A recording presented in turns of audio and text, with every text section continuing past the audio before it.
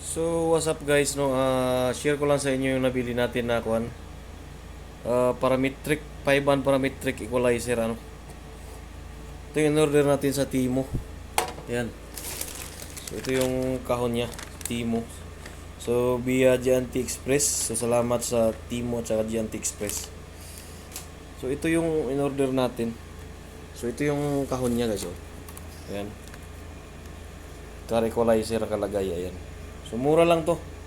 Maganda gamitin. So, ang advantage nito, so bali ang mga gagamit natin dito na amplifier, 6 na ampli. So, dito, bali 3 amplifier, no, sa bawat equalizer. So, mayroong front, mayroong rear, mayroong sub. Ganon din dito, front, rear, mayroong sub. So, meron siyang choices dito. May sa input niya, CD, meron din sa auxiliary. Ayan, so sa remote tsaka sa 12 volt, no, i-jumper mo lang to para mabuhay.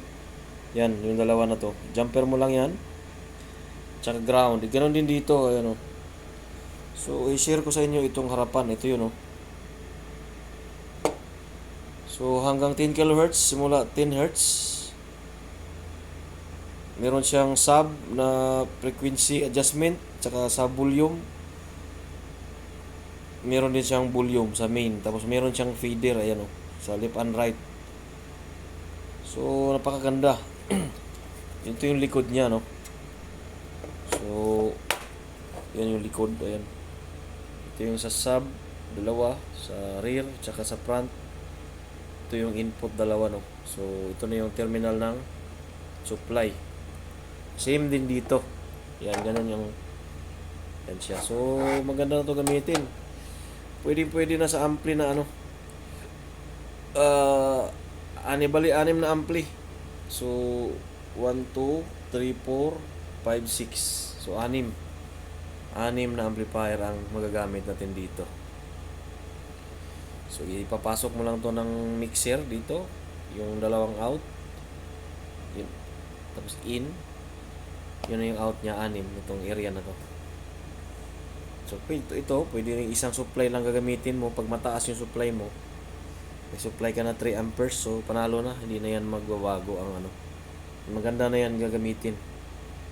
So update ko lang kayo sa ano nito pag masupplyan na natin.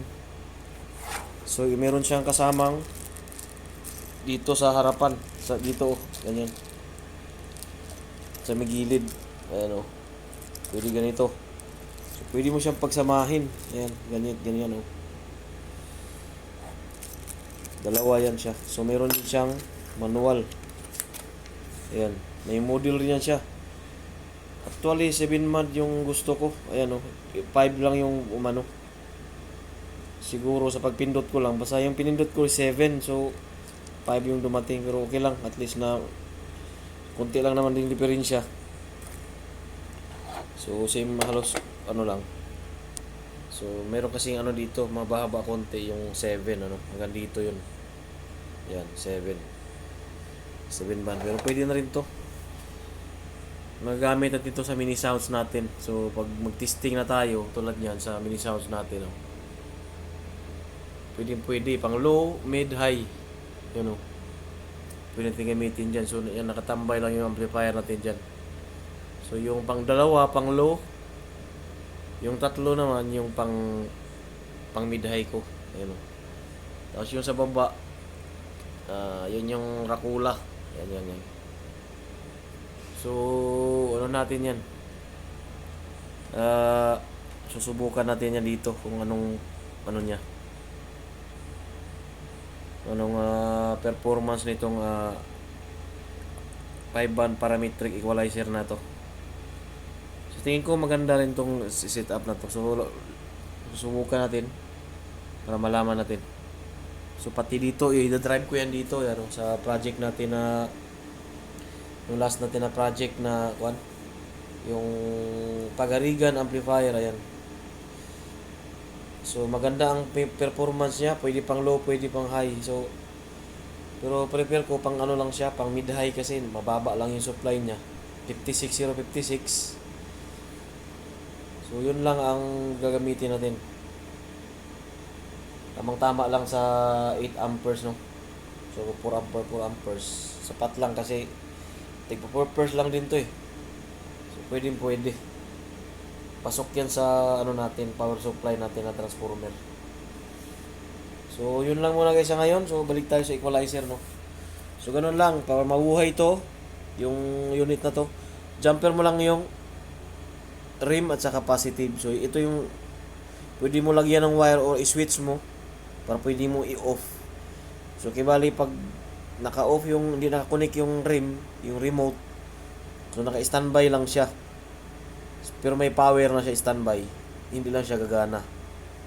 So, para mabuhay siya, mag-activate, so mayroon siyang remote to i-connect lang. So, yun lang muna sa ngayon guys. Maraming salamat. Hanggang sa muli natin mga video. Abang lang sa i-upload natin na video sa ating YouTube channel. Thank you sa panonood.